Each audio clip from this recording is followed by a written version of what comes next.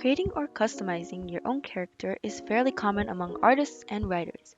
Even among those who simply enjoy viewing or reading other creations, most people have thought about or created their own character.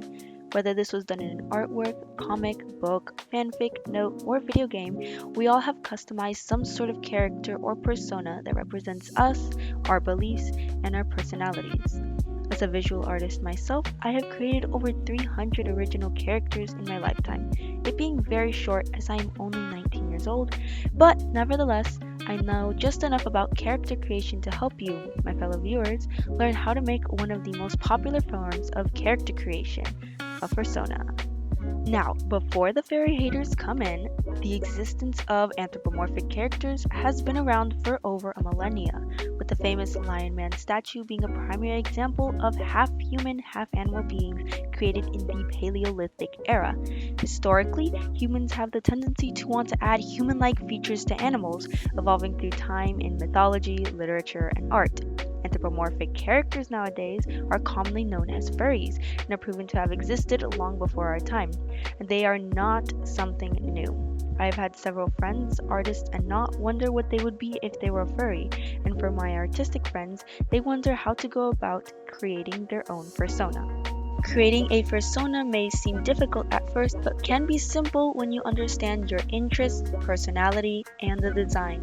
These are the three most important aspects of building your own persona or any original character who may or may not represent you as a person. Now that we know what to think about, let's get into the first aspect of persona design, your interests. When thinking about what interests you, you may start thinking of the questions: what animal or animals do you like? Why do you like them?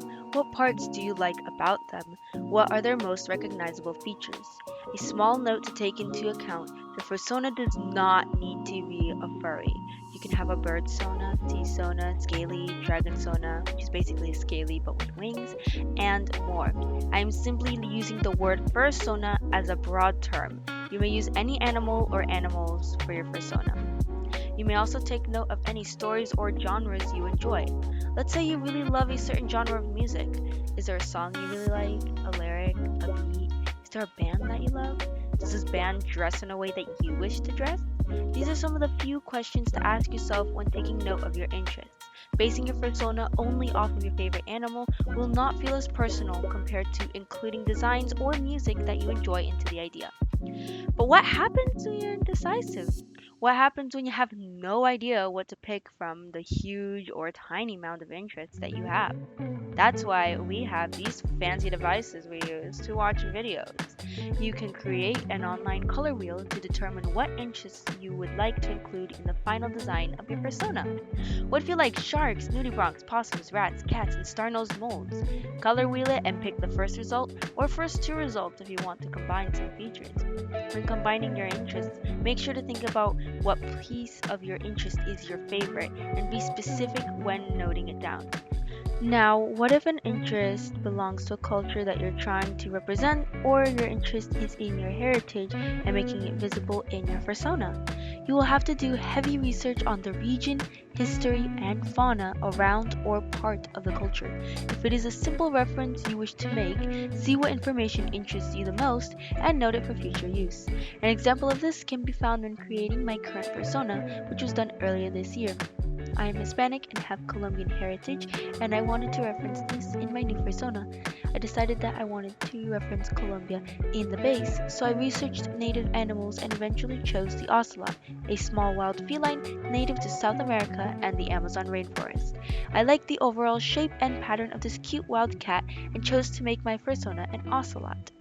Once you have all of your interests and your favorite pieces within your interests, you can now look at yourself as a person and determine the personality of your persona. Please keep in mind that your persona does not have to be exactly the same as you are now. They can actually be what you aspire to be or even what you wish to avoid. It is entirely up to you in the end to decide how you want your persona to think and behave. When it comes to personality, if you want your persona to have qualities you have, think about your reaction in certain situations. Say, how would you react when you find out an assignment is due in 3 hours? What would you do if you find out your pet somehow got into your attic and you have no idea how it got there? Think of that question especially if you have a fish or underwater pet that shouldn't leave its tank. What would happen if you found out that your friend won the lottery and is giving you half of their earnings? What facial expression would you make or hope to make if someone said you looked beautiful while walking down the street? These are some random sample questions that you can answer as yourself or as your idealized persona. For example, when creating my new persona, I wanted them to be a happy go lucky idealized version of myself. So, when thought of in a stressful situation, like the one where you find your pet in your attic, they would most likely check to see if their pet is alive and be obnoxiously happy about it if so. If their pet is found dead, they would be depressingly upset about it alone. But if there are others with them, they will be much quieter about the situation. If the pet is a common fish that didn't belong to them but to another, they would sneak a near identical replacement fish back into the original tank. In the situation where they're called beautiful at random while walking down the street, they would squeal and skip all the way to their destination after the fact. Another detail to think about is how animalistic you want your persona to behave. If your persona is a nudibranch, would they move their antenna nose thingies onto other people and objects to smell them? Would they eat poison to keep their coloration? If your persona was a parakeet, would they preen their feathers often? Or preen their loved one's feathers? If they don't need to do that, would they do it anyways? Say your persona is a Carolina Anole. Would they go to open markets without air conditioning? Or would they bring warm sweaters to go shopping in refrigerated aisles? These are some fun details to think about when finalizing the ideas of your persona. Knowing how you would want your persona to behave in particular environments can help you with the final step. Now we can get to the best part, the design. Alright, the design of your persona is the final visualization of everything you have selected and carefully processed. Now, some of you may be thinking, well, what if I can't draw? Or what if it doesn't come out the way I want? Both are valid dilemmas that can be easily solved with different character creation websites, studying animalistic anatomy, and consulting or commissioning an artist. When creating the design for your persona, keep in mind that there are several free platforms that provide different mediums to design your persona, some of which are websites like Picrew, Micro.io, and one I personally use, the Skindex, where you can make your own Minecraft skin. Websites are not your only location for persona making. You may also use video games with character or avatar customization to create your persona. Many people enjoy using Roblox as a means to create their own personas or personas, which can be very fun, but will need some sort of currency to afford details you may want on your avatar. If you are a visual artist, this means you can either draw, craft, or use 3D modeling software. You could create your persona all by yourself. If you're unsure about the anatomy, it's alright to use another artist's space as long as they are credited and it is allowed, of course. There are also several websites that can help you find visualized references of the critters of your choice, which are shown here. By now, you should have already noted down the features you would want to see in your persona. This will make it much easier when researching references for your artwork.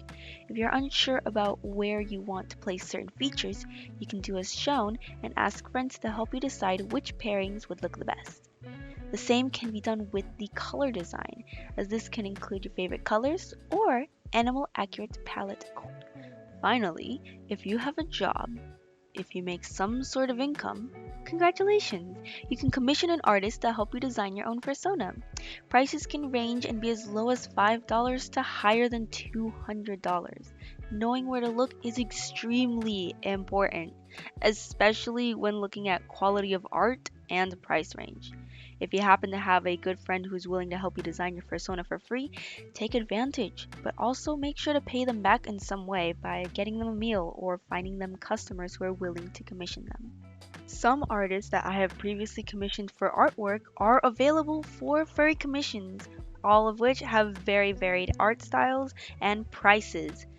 Some of these artists are Fizzy or Violent Anomaly, TheFantasyLife, SaltySkies, Dariosa Painting, Weepis, and EppyLittleGuy, all of which have very distinct art styles as shown with varying prices, and they will all be very happy to help you design your new persona.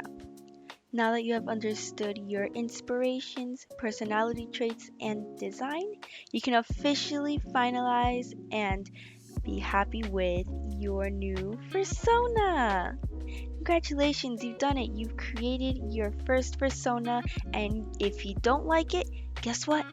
You can make more.